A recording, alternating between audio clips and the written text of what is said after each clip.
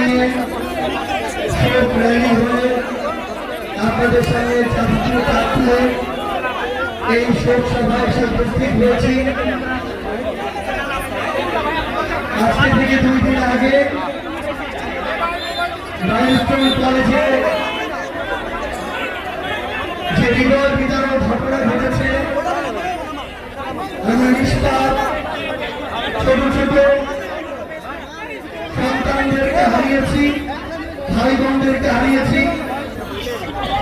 তাদের জন্য আমাদের অন্তরের অন্তঃস্থল থেকে দোয়া, যারা আমাদেরকে ছেড়ে এই পৃথিবী থেকে চলে গিয়েছে, আল্লাহ যেন তাদেরকে জান্নাত নসিব করেন। যারা এখন হাসপাতালে ওই ডক্টর শরীর নিয়ে ব্যথায় কাটাচ্ছেন, আল্লাহ যেন তাদেরকে দ্রুত সুস্থ করে দেন। তাদের যে ব্যথা, সেই ব্যথাকে প্রশমিত করে দেন।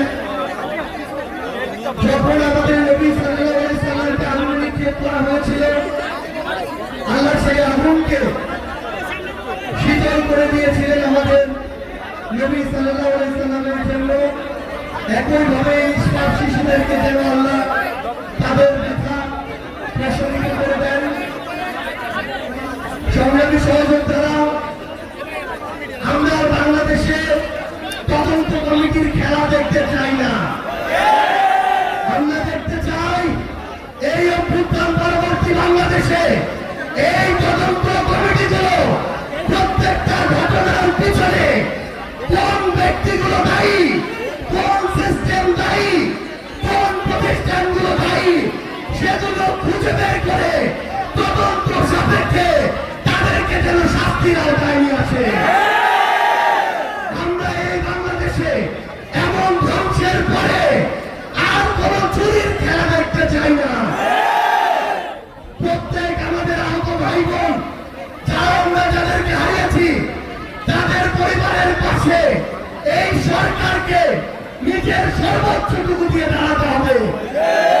তাদের ওই নিষ্পাপ সন্তানদেরকে ফিরিয়ে দেওয়ার মতো সামর্থ্য এই পৃথিবীতে আর কারো নেই। কিন্তু এই সরকারকে, এই দেশের বিচার বিভাগকে এই ঘটনা তদন্ত সাপেক্ষে সুষ্ঠু বিচার নিশ্চিত করতে হবে এবং সেই দায়িত্ব এই সরকারকে নিতে হবে।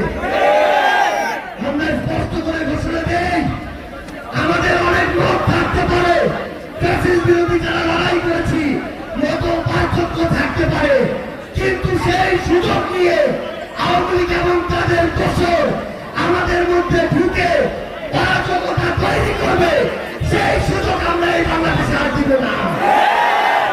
আমাদের মধ্যে রাজনৈতিক আদর্শ ভিন্ন হতে পারে, আমাদের নাম ভিন্ন হতে পারে। আমরা বিএনপি, জামাত, এনসিপি, ইসলামী আন্দোলন বাংলাদেশ, গণ অধিকার পরিষদ এমন বিভিন্ন নামে রাজনৈতিক লড়াই করতে পারি, কিন্তু যদি আওয়ামী লীগ প্রশ্ন আছে, তাহলে আমরা ঐক্যবদ্ধ ভাবে এই সকল সন্ত্রাসীদেরকে প্রতিহত করব। সংগ্রামী সহযোদ্ধারা, আমাদের নিজেদের মধ্যকার মত পার্থক্যে ফাটল ধরিয়ে সুযোগ নেওয়ার জন্য অনেকে বসে আছে। আমরা এই বাংলাদেশে এই সুযোগ আর কাউকে দিব না।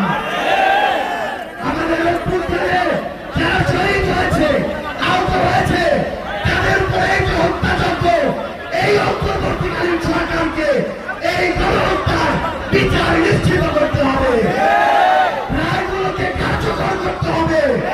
নাহলে এই অন্তর্বর্তীকালীন সরকার আমার শহীদ পরিবারের, আমার সন্তান হারানো মায়েদের, ভাই হারানো ভাইদের এই যে ব্যথা, এই যে দায়বদ্ধতা, সেটা এই বাংলাদেশে মৃত্যুর পূর্ব পর্যন্ত কোনদিন এড়িয়ে যেতে পারবে না। সংগ্রামী সহযোদ্ধারা, আমাদের লড়াই মাত্র শুরু হয়েছে। আসলেই আমাদের এই যুদ্ধ এখনো শেষ হয়নি। এই যুদ্ধ আমাদের ঐক্যবদ্ধভাবে চালিয়ে যেতে হবে। সবাইকে অসংখ্য ধন্যবাদ। আমাদের সবার জন্য দোয়া করবেন। ইনকিলাব জিন্দাবাদ।